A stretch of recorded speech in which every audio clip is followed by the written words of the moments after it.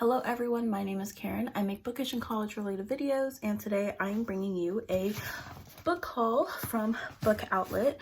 I will say this will be the only book haul that I do for the summer. I have a bad habit of purchasing books and never reading them, so I think I purchased around 9 or 10 books, and that should last me all summer, in addition to all of the other books that I have and the virtual libraries that I am subscribed to. But anyway, I'm just gonna go ahead and get on into it. I haven't opened yet, so.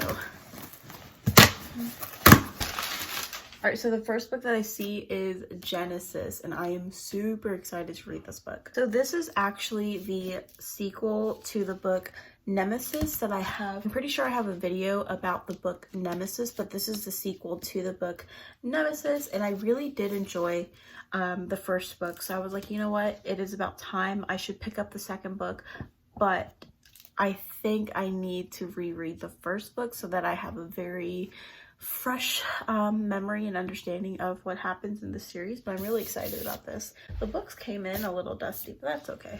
Next I see Always and Forever, Laura Jean, and this is the third book in the To All the Boys I Loved Before series. We all know that I absolutely love this series. I have 2 videos where I reacted to the trailers for both of the movies. I don't think I ever talked about the first or second book, but the third book is the only one I haven't read, and I want to make sure that I read it because I do love the series. It's a really cute little series that I can always just turn to whenever I just need something lovey-dovey, you know? So this book apparently is all about Laura Jean's senior year and a lot of changes that are coming with senior year, like her class trip to New York City, prom with Peter, beach week after graduation, and her dad's wedding to Mrs. Rothschild. I really did enjoy that subplot in the other 2 books, and I wish that the movie picked it up a little bit more because I figured it would be important later if it's important in the books. So I wonder what the third movie would be like. At least that's what Laura Jean thinks until she gets some unexpected news. I wonder what news she's getting. Okay, let me make a prediction. Peter Kay ends up going to a different college than the one he said he was going to go to. Him and Laura Jean ends up having to break up, and this book is all about Laura Jean's self-identity journey and realizing that she wants to do things on her own while she's in college. I don't know. I really don't know what this book is about. I just know it's about her senior year. So next we have Code Girls, the untold story of the American women codebreakers of World War II. This is what the book cover looks like. See if I can safely get this sticker off. I got majority of the sticker off, but this is what it looks like. I had to throw nonfiction in there, especially a historical nonfiction. 10,000 American women served in the U.S. Army and Navy as code breakers during World War II. While their brothers and husbands took up these arms, these women moved to Washington and under strict vows of secrecy learned the meticulous work of breaking German and Japanese military codes. Their code-breaking triumphs shortened the war, saved countless lives, and gave them access to careers previously denied to them.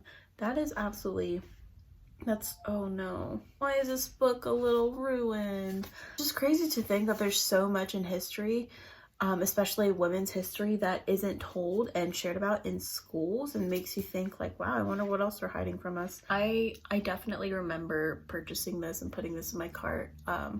I am very excited to read about the very racist foundation that is called America. But this is written by a professor of history, international relations at American University in DC. One thing about nonfiction books that a lot of people should be aware about is that although they are very thick books, you shouldn't be intimidated by them, because at least 50 pages at the very end is notes and a dictionary or a timeline, or acknowledgement. So this much of the book you don't have to read. I want to make sure I keep my brain going, and reading nonfiction during the summer is a way to do that for me.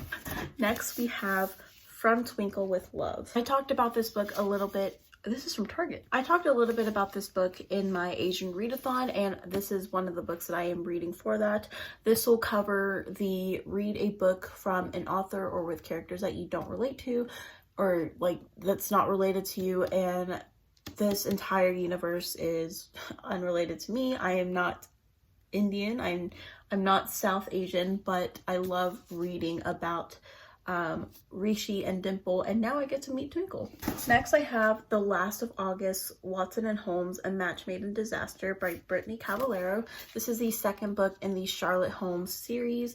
I read the first book last year, but I don't remember if I ever made a video about it. I think it was for some sort of readathon that I was reading for that I read the first book. Again, I don't remember much about the first book, so I'm just gonna go into this one and hopefully pick up on details, or it's one of those sequels where you don't really need to know a lot about the first book. But I'm excited. I absolutely love any story dealing with Sherlock Holmes, but I just appreciate that these are like the descendants of Holmes and Watson. Next we have Bearskin. This is a beautiful cover. This is a suspense fiction novel. I don't really know too much about it. I just know that this guy, he moves from Arizona to Virginia to work in forest preservation and to track wildlife and bears, but suddenly a bunch of bears start showing up dead in the forest and he needs to figure out what is going on. And lastly, we have The Rise of Rocket Girls, the woman who propelled us from missiles to the moon to Mars.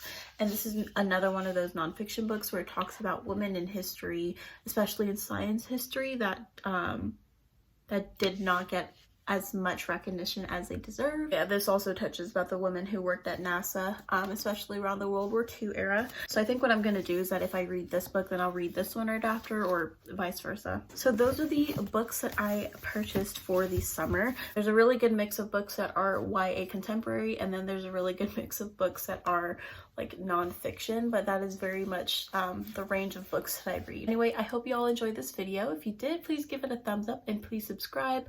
I have more bookish content coming your way, and I have a new video later this week. I think it's a video where I talk about rereading a childhood favorite, so I'm excited about that. But anyway, I hope you all have a great day. Bye everyone.